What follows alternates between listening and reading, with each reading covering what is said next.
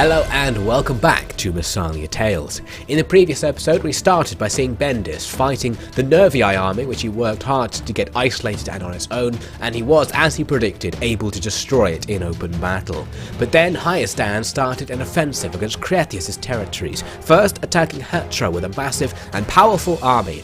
I tried to hold them off in the battle, but the enemy were just too strong. They destroyed our garrison, with most of their army surviving, and they captured the province, so Mesopotamia is now fractured. Their next move was to attack Ekbatana, a relatively lightly defended city, because they only had half a garrison due to being recently captured. They attacked right away, bringing only 4 ladders, so using our defenders on the wall, we were able to destroy all of those ladders, although most of our men on the wall were destroyed in the process. The enemy were forced to attack the gates. They almost broke through the north gate, but then stopped to instead skirmish with my survivors and send a team round to attack the south gate, which they're now attempting to open. So right now I'm just sitting with what I have left inside the city, waiting to see what happens when they open the gates. Controlling a large amount of territory of questionable loyalty, Cretheus had been forced to take risks in going on the offensive, and now the consequences were beginning to become clear. Although he had taken Hayasdan by surprise, he had stirred their whole empire against him. Now he was heavily outnumbered, and he had virtually none of his hostile borders secured. Unable to bring in fresh forces from Massalia's core in time, and unable to levy more troops from his stressed colonies, Cretheus was at the mercy of his enemies' plans. He could rely on one thing though, that the troops he did have were the world's finest, and that if a decisive battle could be arranged, even with fewer numbers, he stood a chance of reversing the direction of the war. So what's happening in this battle? Right now, not much, apart from the enemy committing suicide in what is becoming an increasingly interesting strategy from the AI. Here you can see their archers literally queuing up to go and stand underneath my hot oil dispenser, getting themselves killed in the process. What exactly their plan here is, I'm not 100% sure, but enough of them managed to get killed by walking in and taking a shower that the remainder decide they are not going to continue fighting this battle. It seems their commander has misled them here and they retreat. So this is of course the north face of the city, where tons of enemies are just standing looking at the gate, which they almost broke through but seem to have very deliberately stopped their attack in order to just stand around. The towers are going to be shooting them, gradually thinning out their numbers. Not so bad for the heavy infantry who are quite armoured, but for lighter infantry like those slingers there in the background, they are going to be quite rapidly killed by this.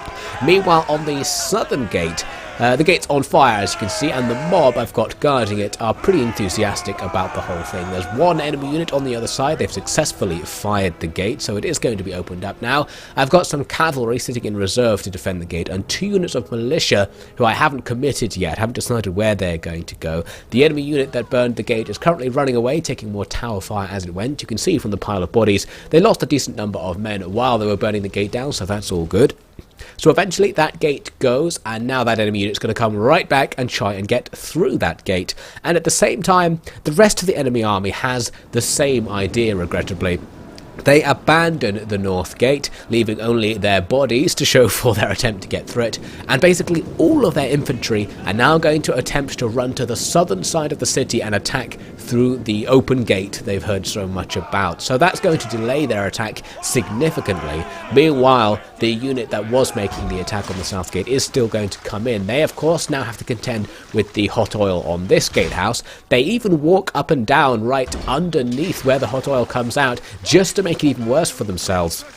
So they actually lose more men than they really needed to there. If they just charged right in, that probably would have been more successful, but it seems they were inspecting the gate. Eventually, they get their act together and start actually running at my men. Of course, it's only mob here. I was sort of gambling on the fact the enemy would actually attack through the north gate once they'd finished messing about at the south gate, so I'd left all my forces there. So now the mob are all I have to stop this unit. Luckily, they're actually trying to move through the mob rather than target them, and I think the reason they're doing that is because they want to link up with the rest of their unit. This unit's actually divided because some of them got stuck on the wall ages ago, as you might remember in the previous episode, and those guys who were stuck have moved out and are now capturing a victory point. So I sent all of my heavy cavalry to just attack that unit. The plan is that if I can kill enough of the heavy infantry here, then their unit will lose all of its morale, and so the guys fighting the mob will retreat. So I can save the mob if my cavalry can kill enough of them here.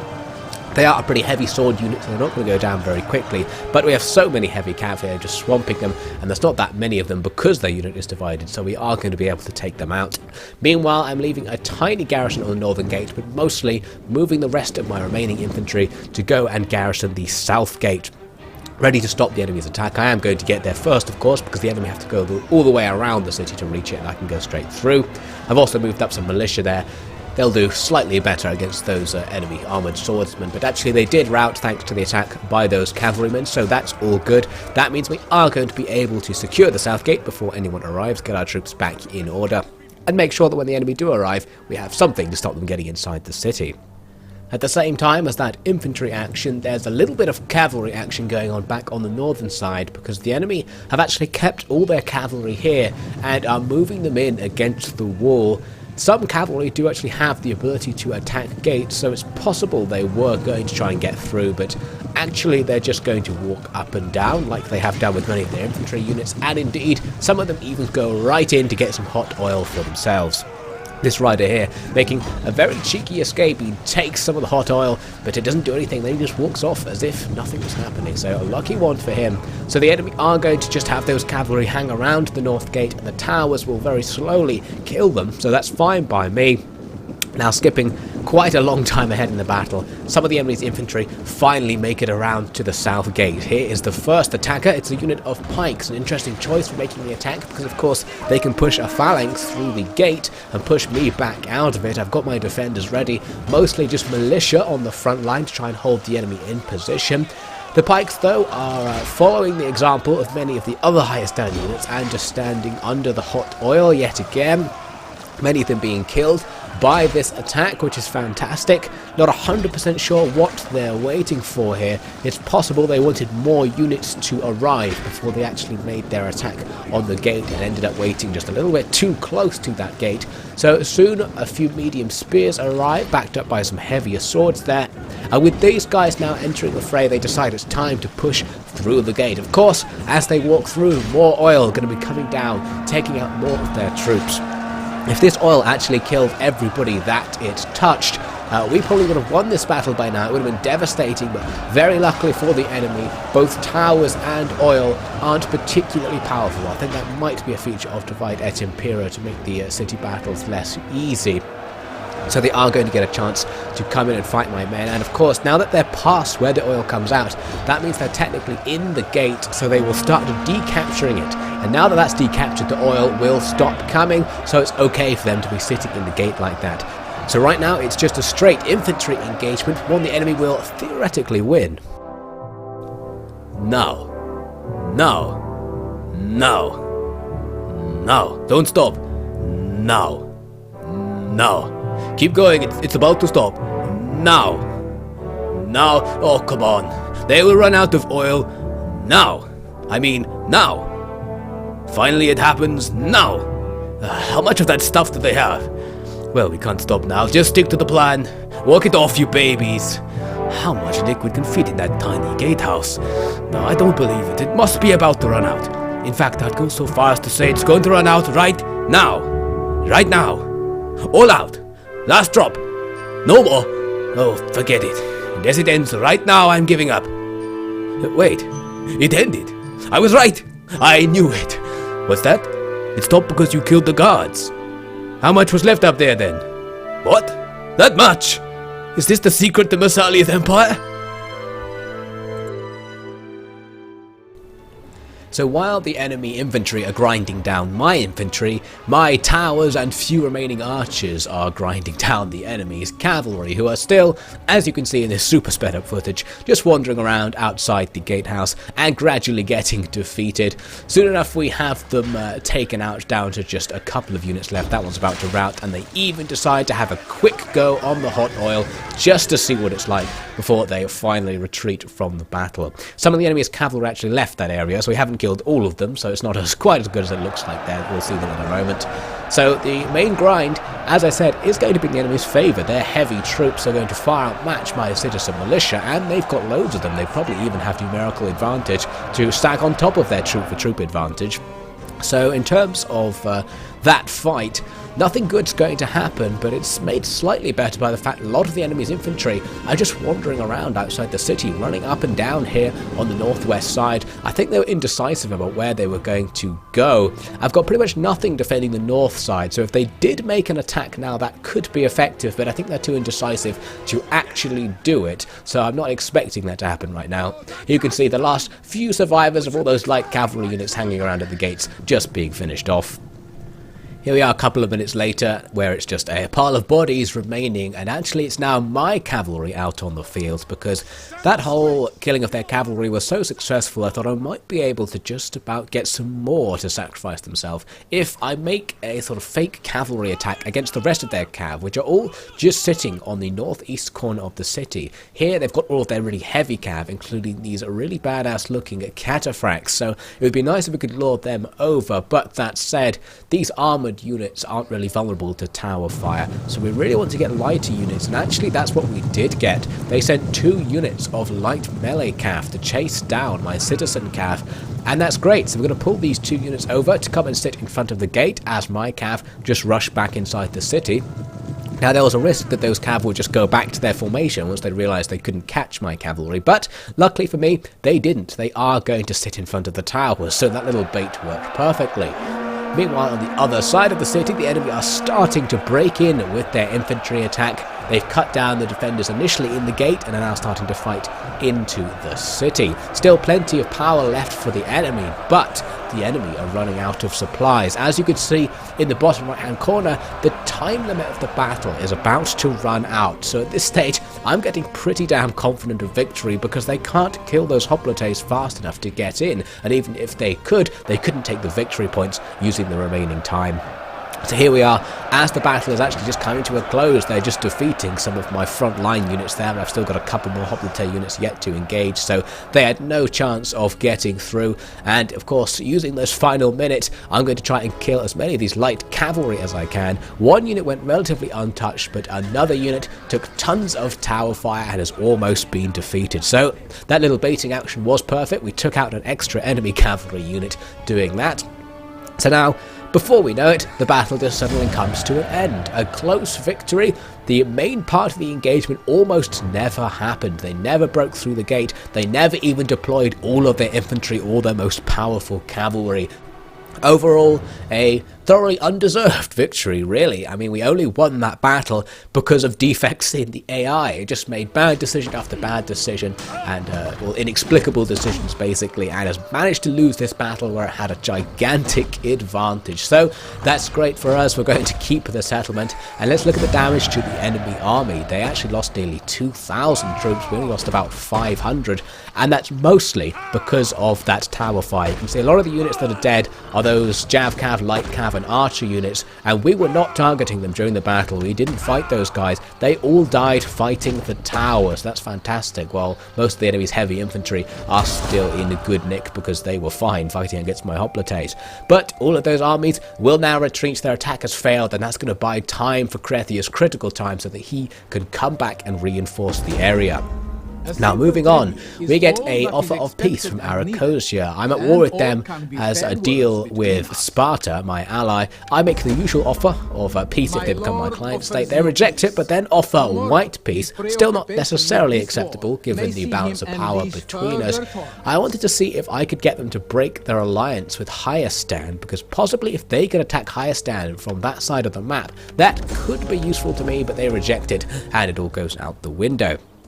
And next up, it's time for Gerrhaea to have some action against us. They move their fleet back from the sea to attack Epaphroditos, so it's the survivors of that naval battle we saw, plus the garrison of Gerrhaea itself, which is pretty good. Lots of spearmen who aren't particularly powerful, but have lots of experience boosting their stats. Their actual army is similar, actually, in terms of its units, so it's not a particularly powerful force, but Epaphroditos doesn't have a particularly powerful force either. It's mostly mercenaries, Mesopotamian troops who are somewhat similar to Gerrhaea's, although slightly higher in quality with a slight Hellenistic influence, and we do have a few Greek troops to back us up. So let's give this battle a go. And I raised my shoe, but oh, captain's coming, captain's coming. Calm down, you dog. Who do you think I am, a Greek? hand me a drink. Speaking of Greeks, no words before battle. I tell you what, generals like that don't tend to go far in the end. I can tell that from personal experience. Remember? But, you gotta say, unlike most of my former clients, this guy is rolling in gold and silver, and better yet, barely knows the value of work, so will pay for whatever you ask for. Yeah, boys, cheers! Just hope he fights as well as he spends. Oi, come in.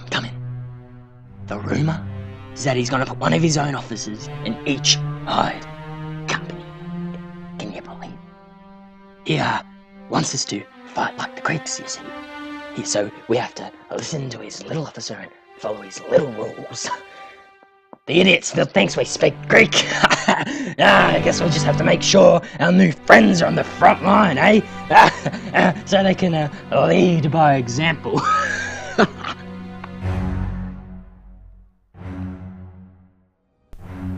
The two armies face off on an open battlefield, the army of the enemy sensibly combining its reinforcements in, so it has a great number of troops and lots of cavalry and camels to add to its ranks. It has a very large skirmish line approaching at the front, and at the front of our army is our skirmish line, not quite as powerful, and in the middle is all of our Mesopotamian mercenary spears, a relatively heavy spear unit, so not the sort of tribal spears the enemy are going to be bringing up. On the right flank I have all of my Greek swords. They were meant to be hidden, but the enemy could see them, so they weren't actually hidden in that forest. And we've got cavalry moving around to attack the enemy's rear once they get close. So to start the battle, we're going to have a skirmish. You can see just the front line of my archers there starting to fire as the enemy are only just in range right now. So both sides are going to take losses here, but the enemy overall have the skirmish advantage. They have lots and lots of archers, as you can see, and they also have slingers at one point in the line, and slingers with their high rate of fire will do well against regular archers. Here you can see the unit that's being targeted by those slingers, all absolutely covered in blood. The slingers, I think, slightly outrange the archers, so they're going to be able to hit them more effectively. So quite soon, as you can see, I'm falling back from the skirmish. I'm going to abandon the skirmish phase because I'm eventually going to lose. So I thought I might as well not skirmish at all. And the enemy is immediately going to follow my retreat, moving their whole army up closer. Now what we don't want to do is to have the enemy just stand in front of me and resume the skirmish phase, because then they can continue to leverage an advantage from that. They could choose to fire at my heavy infantry and whittle them down, or now they've got close up, fire over the top and continue to kill my skirmishers. You can see they've actually stopped their formation at a weird angle as well. I don't really know why. So they advanced and turned their formation in response to my retreat. So since the enemy were stopping, I decided I need to charge. I thought the enemy might just melee charge me, but when it became clear that they weren't, I charged them, and at that moment they countercharged. All of their infantry came out and their cavalry came out, which is quite nice actually. So their cavalry are going to barrel into my spear ranks. That's perfect. So we're going to have a pretty messy engagement along the front line as my units all charging, not in a particularly good formation. A very un-Greek style of combat going on here as those Mesopotamian spears charge to lock the enemy down and the archers take new targets. Unfortunately, the enemy's army is quite a lot bigger than mine, so it's got lots of units that are able to come round the side of my troops once they're engaged. And these Greek hoplites right on the edge of the line are going to be really pressured. I've got hoplites on the ends of the main front line in order to secure things with their high morale, but they're in big trouble of actually routing anyway because under so much pressure. Only Epaphroditos is in reserve, so he's going to take his veteran swords to go and fight on the left to try and help out. Meanwhile, on the right, my regular sword troops are fighting with the enemy's spears, so that's fine by me. I'm hoping to eventually cut through them in order to win on the right, and I'll bring them round to the centre, of course, later on. My cavalry are now raiding the enemy's rear, some attacking their skirmishers, others, as you can see here, just smashing into the backs of the enemy's lowly infantry like these garrison spears. They're not a particularly good unit with low morale, so smashing them with cavalry routes them off the battlefield, which is fantastic news. These Mesopotamian hired cav, I think, are actually better than the usual Greek cav I'm using. They're very heavy and fast with really high health, so they're really hard to kill, and they're just marauding around the enemy's back lines, smashing up all of their archers. They had a lot of archers in this army. The main problem though is that they have a lot of mounted archers and camel archers all over the place, which are especially effective against cavalry because camels get a bonus against cavalry in melee, so even if I do catch them, we'll struggle against them. Epaphroditos beats some of the enemy's rear attacking forces and is now going to come around to help more on the left flank where things aren't going too well. You can see the hopliter unit has been blasted apart, no phalanx here, they're just fighting in an open melee all over the place. The cavalry are helping out by routing units one at a time, so that's okay. Some of those routing units that are coming back from routing and then posing an annoying issue behind the cavalry, so it's a little bit problematic. I have to micro them a lot over there. Meanwhile, other cavalry are chasing the enemy skirmishers pretty much just away from the battle here, running down the skirmishers on foot and making the mounted skirmishers go so far away from the main fight that they can't influence it. There's Epaphroditos with his purple helmet fighting on the front line with his troops. He's given up on giving orders. He's just going to hack his way through the enemy on the far left. Overall, the main fight's starting to be won, especially because my swords on the right won their engagements, have folded onto the right center. Cavalry came in to help them out, and we've just destroyed the enemy's infantry and are now slaughtering them. And once they're out of the way, we'll be able to fold the entire right side of the army round onto the entire left, and we'll start to gain a definitive advantage over the enemy. My archers are putting themselves to work destroying the enemy's general in the center as well. He came into the battle relatively late, only joining just as his men were starting to lose hope, so the barrage of arrows caused a rout that took that general with them. So the enemy centre basically totally breaks, and now we just have to finish off the isolated pockets of resistance, which causes a chain rout, very useful. It means we don't have to catch all those skirmishing troops that we chased away because they'll just chain rout as well. The battle ends in a heroic victory, a top performance for Epaphroditos' first solo battle out in the field, and it means Gerrhaea is in trouble. Unless my scouts were mistaken, they didn't come away from that naval disaster with that many troops.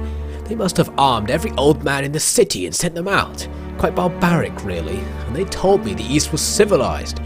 Would explain why they couldn't even handle those brittle spears they showed up with. I think I splintered a few of them just by looking at them. I need to tell the troop about this, actually. They can give us a hilarious reenactment of the victory feast. Although, if these softies we've been killing are actually all the city's chefs and servants, then that's going to spoil my plans. Well, I can always hire more in from Seleucia and Massalia if needs be. Let's press on, let the carrion birds clear all this up. Gerrhaea have failed their sally, and actually they lost almost 10 times the amount that Epaphroditos lost in that battle. Epaphroditos' army still in really good shape. I was actually quite surprised at just how well this army did, considering it's supposed to not be as strong as our usual forces, but they really did the business. Now we get a message from Haryy asking for a non-aggression pact. They're on the southern tip of Arabia there, and I noticed they're actually at war with Mercenary, who are an Ethiopian kingdom who I happen to be allied with right now, so I thought I probably shouldn't accept this, and of course they actually want me to pay for the privilege, so that's going to throw it out the window even further. The Namate is making a cheeky fleet move towards Iska. They're not sure what they're up to, but I'm going to ignore it for now.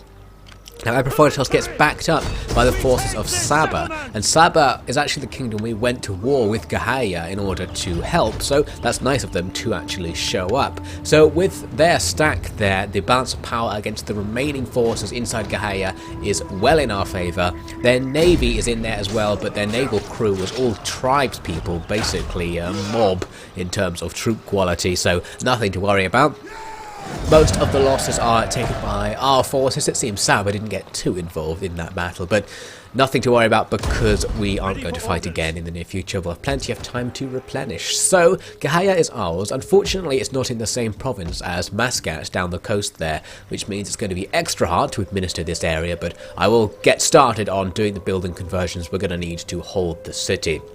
So now I need to decide what to do with Cretheus. The first thing I knew I was going to do was move back to Ekbatana, because from here we have the two major options that we need to decide on. Either we move north to attack those forces up there and try and just finish off the Hayasdan main force, or we head west towards Seleucia, which will give us a chance to go and fight the Scions of Xerxes there, which we know is also a main force, and stop them from taking any of our lands. I was seeing if Epaphroditos had any chance of getting back anytime soon, but he's actually quite far away, so it'll be many turns before he could arrive if I try and use him as a reinforcement army.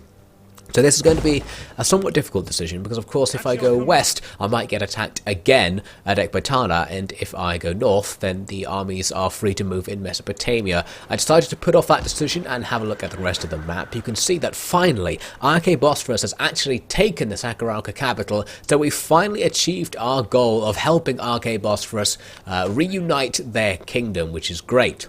The Daemons Eponymus are going to continue their mission to go and attack Hayasdan territories right on the northern end of their empire. They've got another one even further north than the one I targeted, that city up there, but I thought I might go for that second. We'll take on this easier target first, it's a little bit closer. So that's all good news there in the northeast of the map. Jumping over to the west, we've got more good news because Eustochus has finally arrived onto the battle scene with the Nervii just coming on to the territory of Rugion there. I noticed he was missing a unit in his army, so I'm going to throw in some Germanic berserkers to supplement his numbers. Hopefully they'll be a powerful force in battle. Now for Bendis, I'm going to attack this little Nervii stack, the survivors of the battle we had with them previously. I want to kill them especially because it's got their super high level general in there, so we'll just wipe those guys out.